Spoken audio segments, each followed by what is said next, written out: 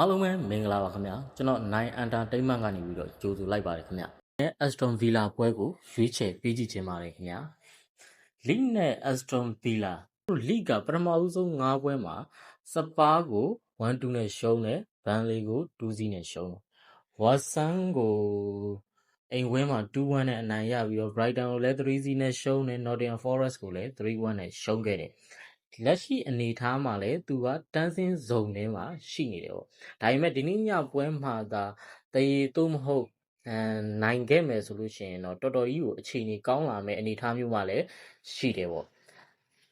နောက်တစ်ခုကကြတော့ Aston Villa က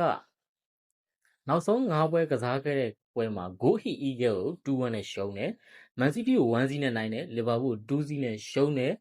ပြီးကြလို့ရှိရင် Maccabi Tel Aviv ကို 2-0 နဲ့နိုင်ခဲ့သလိုဘုံမောက်ကိုလည်း 4-0 နဲ့နိုင်ခဲ့တယ်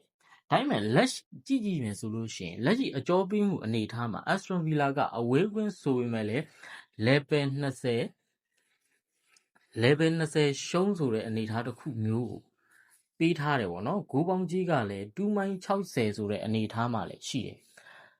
Aston Villa အနေထားနဲ့လိကိုအဝေးကွင်းမှာဖြစ်နိုင်မယ်ဆိုလို့ရှိရင်သူတာတကယ်လို့နိုင်ခဲ့မယ်ဆိုလို့ရှိရင် level 60 80ဆိုတဲ့အနေထားမျိုးမှာပေးလာရမှာပေါ့နော်ဒါပေမဲ့အခုဒီနေ့လက်ရှိကြီးမှာက level 20ဆိုတဲ့အနေထားကြီးကတော်တော်ကြီးကို